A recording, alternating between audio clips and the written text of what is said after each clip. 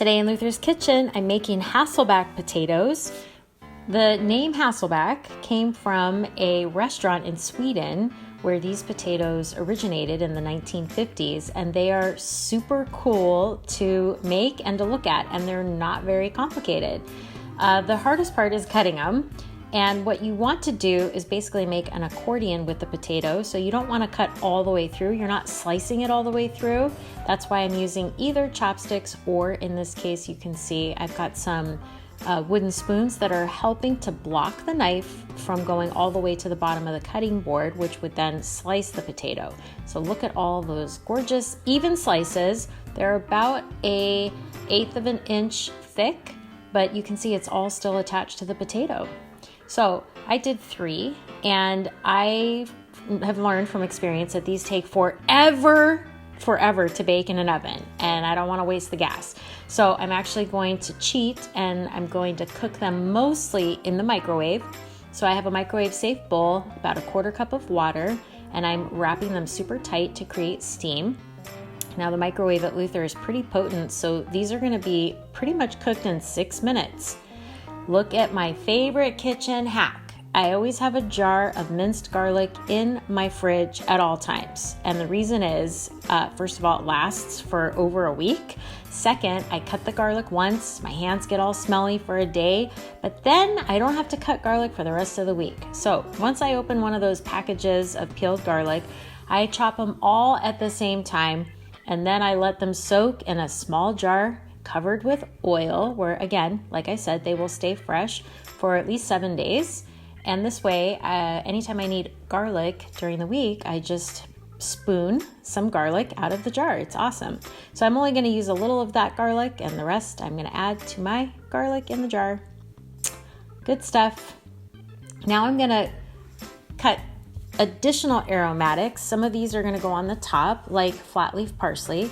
So I have some rinsed and dried flat leaf parsley. I'm just grabbing a palm size amount, and I'm going to pick through it. Any of the big stems that have remained, get rid of those. That doesn't make for good flavor, or it doesn't look good in the picture. And then I finally chop those. Now for some other aromatics that are going to go on the potato when they go in the oven, I have some rosemary from my front yard and some fresh thyme leaves. Now the potatoes are done from the microwave. Be very careful when removing the plastic wrap because the steam could burn you. And just to test it, I'm making sure they're fork tender. I drain the water out. Whatever water's left in that bowl, get rid of. And now I'm brushing the potatoes with olive oil. My oven is preheated right now to 375 degrees. So I want to make sure I'm seasoning these potatoes. Potatoes take a lot of salt, so you want to make sure you season. I prefer kosher salt. I'm also going to put a little black pepper. And then I'm going to put the additional aromatics. So I've got the garlic, I have some of the thyme and rosemary, and I'm trying to get in between the slices of potato to really infuse the inside of this potato with amazing flavor. And these Yukon Gold potatoes are the perfect type of potato to use for a Hasselback because they're so creamy, but they get nice and crispy on the outside. Now I'm trying to put those minced pieces of garlic in between also the slices so it doesn't just sit on top, because first of all, that's going to burn in the oven, and second, it doesn't really flavor the potato. I'm using a sheet pan. I'm covering it with foil so I have to do less cleanup. You could spray or brush a little olive oil on the bottom of the pan. I didn't, and actually my potatoes were fine. Now I'm using a spoon because I don't want the potatoes to break up because they're pretty much cooked at this point because they did most of their cooking in the microwave.